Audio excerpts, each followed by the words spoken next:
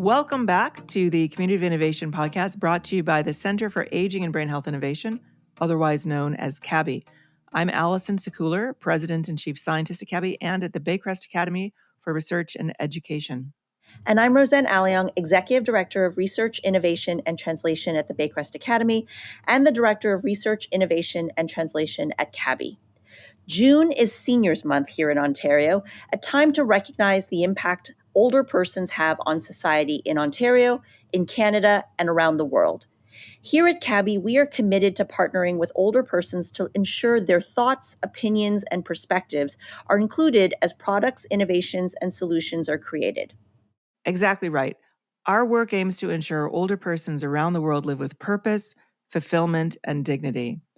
Ageism, which is the topic of our episode today, is a roadblock many older persons face daily. It can be divisive, leading to inequalities and discrimination. This episode was recorded at our 2024 CABHI Summit, and we're really pleased to be sharing it now for Seniors Month to shed light on the dangers of ageism and offer some tangible actions on how we can all work towards ending it once and for all. Agreed. There is no better time than now, especially as we celebrate Seniors Month. And we have three strong, smart women leading the conversation and teaching about the dangers of ageism. The panel moderator is our very own Bianca Stern, Executive Director of Health Innovation at CABHI. Her career spans over 35 years in healthcare in the private and public sectors, including community, post-acute, and long-term care. She's also been involved at university and college levels in curriculum design, research, teaching, and student mentorship. Bianca is a thought leader in innovation, blending design thinking and arts-based tools with an inclusive, participatory user focus, capitalizing on emerging technologies and theoretical knowledge to stimulate innovative solutions for the journey of aging. She currently oversees the innovation team at CABHI, including the Design Lab, Seniors Advisory Panel, Innovation Office, and Project Pipeline. Bianca will be introducing and speaking with Adele Ostfield and Helen Hirsh Spence, two age-positive women who are making waves in the longevity space. So, Allison, three amazing guests at our 2024 CABHI Summit. What stood out for you? Well, I just said Adele and Helen were age-positive.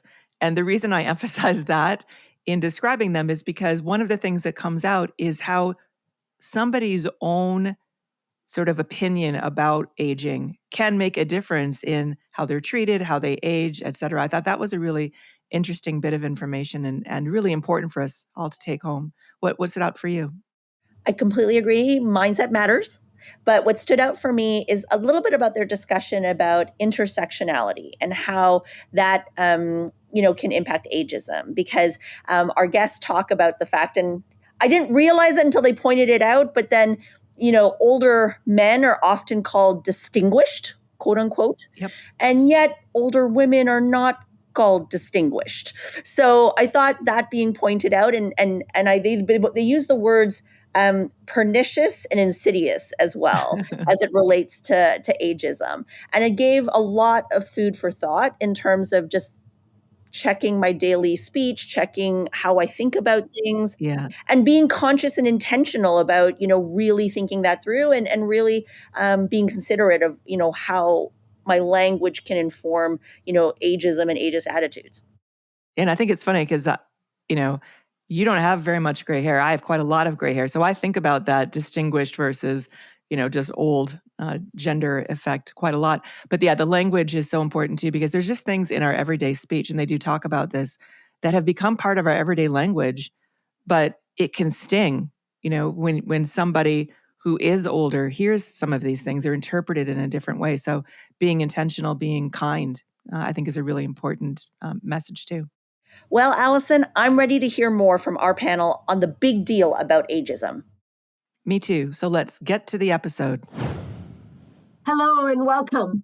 My name is Bianca Stern, Executive Director at the Center for Aging and Brain Health Innovation, and I'm very pleased to be introducing two women leaders who are raising their voices in their own unique ways about ageism and what it really means to live our best lives as we age. Our topic today, what's the big deal about ageism? So Helen Hirsh Spence is founder of Top 60 Over 60. Helen is a speaker, a writer, a publisher, and strong advocate against ageism and for the potential older adults bring to society at large. Adele Ostfield is an active older adult and peer influencer with a positive aging perspective that she brings to bear in her many volunteering activities. The World Health Organization states, age is one of the first things we notice about other people. However, age is often used to categorize and divide people in ways that lead to harm, disadvantage, and injustice, and erode solidarity across generations.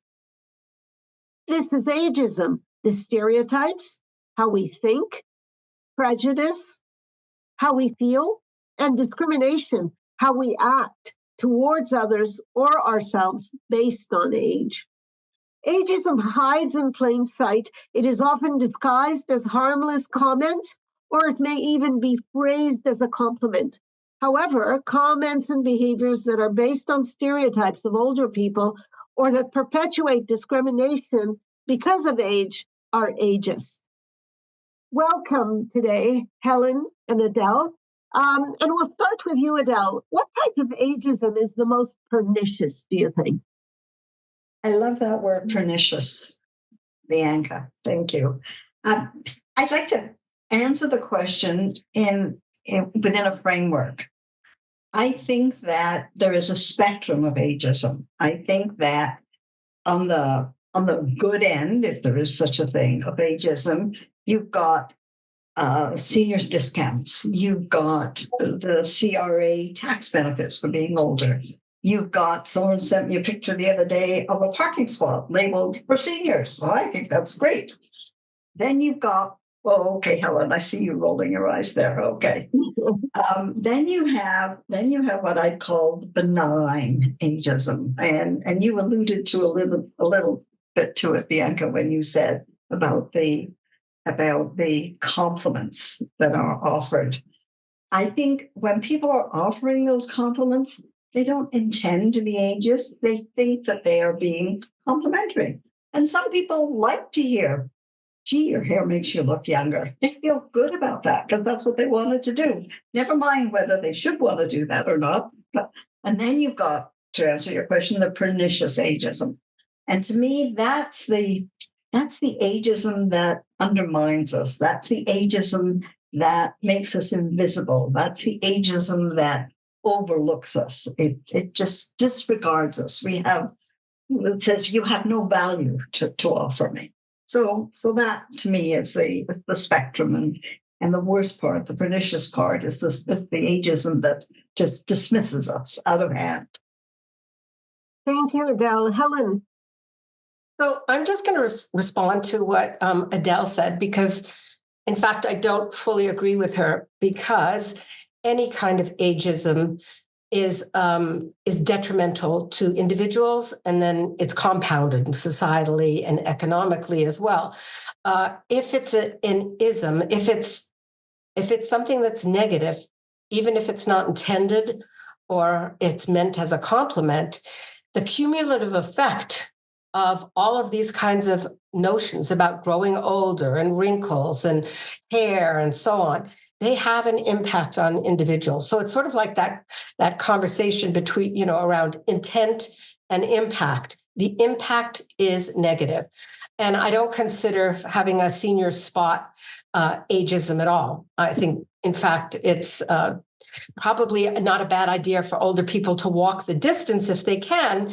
So I never take those spots. But the truth of the matter is, I think that every one of those examples has a damaging impact. And so it's everyday ageism that I think is the most pernicious, because it's that kind of examples, such as with birthday cards.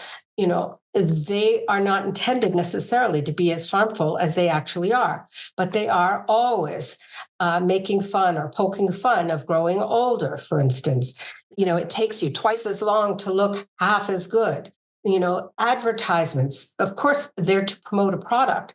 But when you see nothing but wrinkle creams in magazines for women, and facelifts or Botox, and then you hear young children as young as 12 and 13 who are called Sephora kids because they're now advertising to young children saying that they need to start taking care of their skin at this particular point in time. And they become obsessed with that. But what happens is when we feel isolated and, sort of ostracized from society, we begin to experience loneliness and, we feel isolated. And that leads to depression and many, many more health concerns. So I really think that ageism is the kind of topic that we all need to become more familiar with and recognize it. Because just to give you another quick example, elder speak, the way in which carers take care of older people and they infantilize them sometimes, not meaning to be nasty or anything, but is your tummy talking now? Or are we ready for dinner? The voices, and other people on the street who might, speak loudly to you because they think that in fact, because you're older, you must be deaf, or they show you something on a computer, which you know perfectly well. So those are all small incidents, but they exemplify what ageism looks like. Thank you for that. Very, very insidious. So what about ageism do people not get? Helen? Mostly, they don't get it at all. Most people don't get it. I mean, if you were, I spoke at a conference with 600 people the other day, and I asked them, I said, how many of you think you might be ageist? And nobody raised their hand. So then I gave them a couple of examples, such as the ones I just mentioned, or, oh, I'm having a senior's moment, or, oh, he's too old to do that, or an old dog can't learn new tricks. I said, have any of you used any of those expressions ever? And they shook their head. I said, so therefore you have used ageist expressions, but they're so normalized and so accepted in society that you don't recognize it. And that's where the danger lies. We don't know. We don't think it's harmful, so we don't get rid of it. It isn't addressed in diversity initiatives. It's the one ism that's left out of 92% of global companies' diversity strategies. Adele, anything to add to that? What do people not get about all this? I think just to summarize, if you like what Helen was saying, it's baked in. It's baked in from the time we're 2 and 3 years old. Don't hurt grandma, she's old. Don't hurt grandpa, he's going to fall. Or, oh no, can't ask grandpa to do that, he's too old. It's just baked in from a very early age. The 3-year-old thinks the 20-year-old is old. They think the grandparent, the 60-year-old, the 70-year-old, oh my goodness, that long they've lived? Oh, did they have telephones when you were a kid, Grandpa? That it's just baked in. It's to use Helen's word, it's insidious. Well, you know what? I mean, baked in, sometimes innocently or unintentionally, but nevertheless baked in. So based on what I'm hearing, would you both agree we're all ageist to a degree? What's the impact of ageism at the end of the day? I think, Helen, you started to mention it about, people's mood, depression. What's the impact of ageism? Well, there are the health impacts that are really quite dramatic, so much so that the World Health Organization put out a global report on ageism in March of 2021. And that's the first time they've done that because they realize that this is a global epidemic. And people are reeling as a result of it, but they don't know it. So they're not aware that many of the issues that they're dealing with have to do with the fact that they have been considered less valuable than when they were younger, or they feel like they're irrelevant or invisible, especially women because of gendered ageism, which we haven't talked about, but that's particularly true of women in the workforce and elsewhere, but they have less permission to age than men, let's put it that way. They're not glorified, they're not distinguished. So in the economy, because we limit the potential of older adults, we don't retrain them, we don't rehire them, we don't recruit them, and we don't retain them, that is having a huge impact on the GDP currently. It's a global phenomena. It's not just here. Having said that, though, the largest, fastest growing component of the workforce is over the age of 75 in Canada, remarkably. So, wow. Adele, what would you say the impact of ageism is? Well, first of all, I want to comment on something Helen said about older men, the difference between how older men are perceived and older women. Older men with white hair are distinguished. Yeah. Older women with white hair are old. It's really very unfair, but that's the way it is. But I think, though, that on a more serious note, I think that we are left out. We are not at the table. I relate it to the subject of this conference, which is innovation, right? If we're not at the table when innovators are designing, are just even conceptualizing their products, never mind at the table as they test it, at the table when it's ready to go to market, they're missing out. They're designing for us, but they're not including us. They're losing a wealth of information.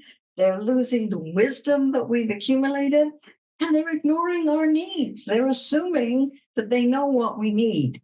We know what we need. We know what we don't need. And, having innovators design products for us without us is a waste of effort. Can I just add one thing? I think that's brilliant, Adele, and I think that's so important that we be at the table. There's no reason why we shouldn't be, except that people don't even consider it a valid input for innovation very often. But what it also does to people is it limits our dreams and our self-agency, and I find that so sad because we have an additional 30 years, a longevity bonus today that we didn't have last century. And so we're living that much longer. We can do so much more. And still we are clinging to 20th century notions about getting older. So what do we do about it? How do we mitigate against ageism? Who wants to start? I think role modeling. I think as older people, take Helen as an example, who discovered a new career in her late 60s. Me as an example, who suddenly found a passion in her 70s that she hadn't been able to explore throughout her working life. And I think intergenerational activities. I think the more that we as older people engage with younger people, they will learn that we have something to offer them. And we can learn from them as well. They will learn that we are not too old to learn. So I think intergenerational role modeling, just communicating. Thank you. Helen, how do we mitigate against ageism? We have more conversations like these, Bianca, in forums, at summits, and we also include it in part of our diversity strategies. That's what I think has to happen in businesses and organizations, because most organizations still do not realize that this demographic shift is here to stay. We will never have a younger population greater than older well into the next century. So we need to grapple with that and make changes so that we can accommodate an older population. But more importantly, we have to call out ageism. We have to do something about it. We have to have campaigns. We have to educate. We have to start really young with children, in junior kindergarten, with stories that we tell them about older people. If we see something that's wrong, the other thing is we have to call it out. We can say it nicely, and sometimes we won't say it so nicely, but we need to get that message out that it's not acceptable to be ageist in today's world when we have so many older people who still have the ability and want to contribute to society, and yet they're being left out in the cold. Helen, tell me about changing the narrative. I seem to have heard that you're involved in that. Oh, yeah, there are a number of initiatives that I've been involved with. This is something out of the United States. We were talking earlier about birthday cards, and I just wanted to say that, even Hallmark is getting on board thanks to some of the initiatives that have taken place in the United States. There's somebody, I wish I could remember her name. I think it's Golden, but I'm not sure. It's not the same as the author of the book, Stage, Not Age. And she has designed lots and lots of birthday cards and been selling them. And I believe Hallmark is taking an interest in that too. I mean, it's got to happen, but more people have to understand that even though that's funny, what they put together, it's harmful. And so, if you could put a dollar sign on that harm, more people would pay attention to it. But they don't understand. They don't get it. And you can't blame them because, as Adele said, that's what we've lived with our entire lives. Hopefully our grandchildren will have a different perspective on aging. They'll have a different perspective, Helen, only if we educate them to not have that perspective. Yeah. They have to hear it differently. You said we need a campaign. There's a campaign that's going on. If you see something, say something. I think we need a campaign. Call it out. You hear an ageist comment, call it out. Don't have to be nasty about it. Maybe you do it privately, but you don't let it go. You let someone know, that's a pretty ageist comment. That's really quite offensive if you think about it. Yeah, you're reminding me, as I've been talking to you in the last couple of weeks, and I encountered a number of those now that it's top of mind. Everyone's experiencing it every day. Let's talk about the positives of aging. So, Helen, what's positive about aging? A lot is positive about aging. So our brain keeps developing, for instance. We have crystallized intelligence as we grow older. We have fluid intelligence up to the age of about 30. So we have increased neural connections. We have more empathy and understanding. We have less ego as we age. Generally speaking, we have more emotional regulation. Our brains are functioning differently. We have bihemispheric processing. And, we tend to get happier as we get older, so there are a lot of benefits that come with aging. And one of the things that I think is the most positive is the research that's being done now on the brain. And one of the most positive findings is from Becca Levy, who's a Yale professor and who wrote Breaking the Age Code, a fantastic book. And the premise is that we have a lot more control over how we age than we think, that aging, if we think about it positively, if we're optimistic about it, we have an extended lifespan of 7.5 years. If we don't, our lives will be shorter, but we heal more quickly. We can even see and hear better if we think more positively. It's a positive mindset. It's a growth mindset. And it makes a real difference in the way in which we age. So that's extremely positive findings. So from what you're saying, a positive mindset helps people to make decisions that lead to more positive health outcomes. Adele, positive aging on your end. It's an opportunity. Getting older is an opportunity to do things you couldn't do when you were younger. Now that we're older, we are not as concerned with getting to work for 9 o'clock. We're not as concerned with are the children looked after. As we get older, we are less concerned about the generation before us because perhaps they have passed on.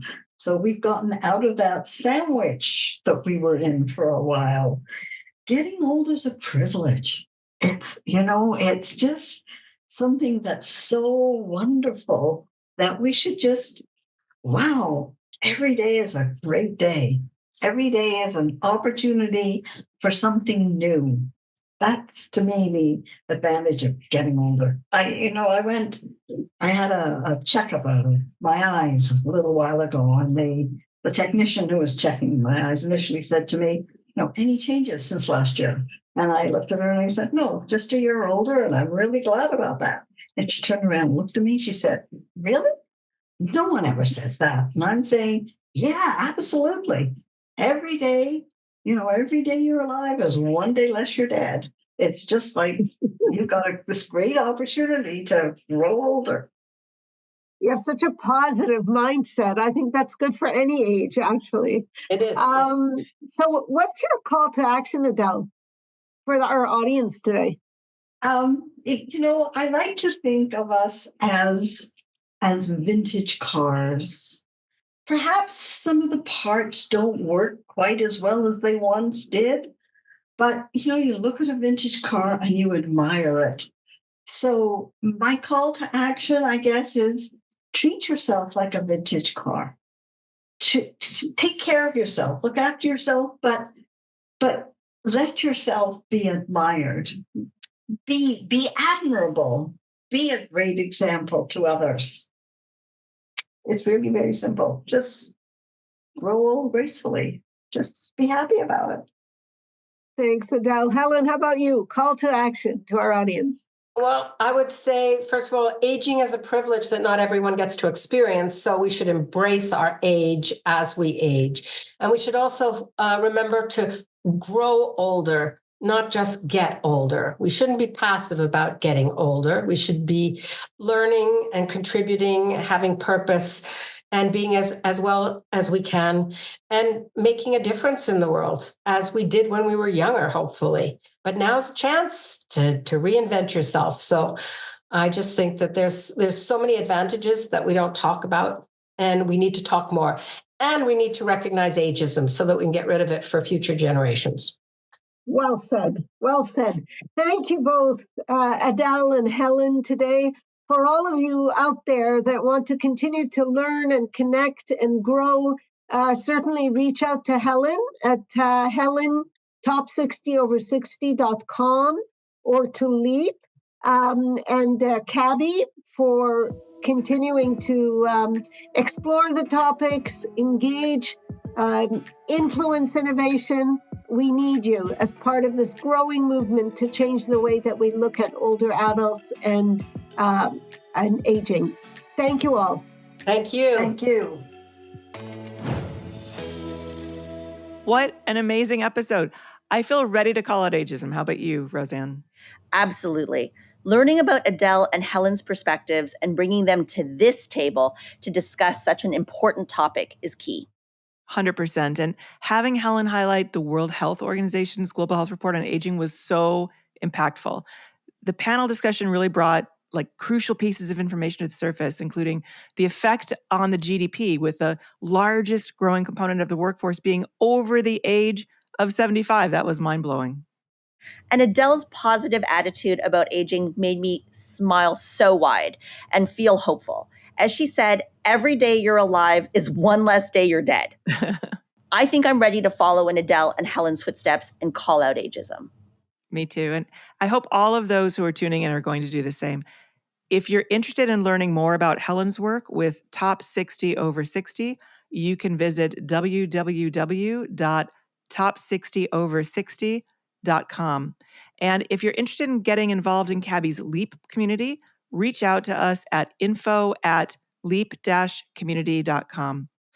We would like to thank our podcast production team, including Rhea Singer, Katie O'Connor, Taomi Lamb, and our friends over at Podtex.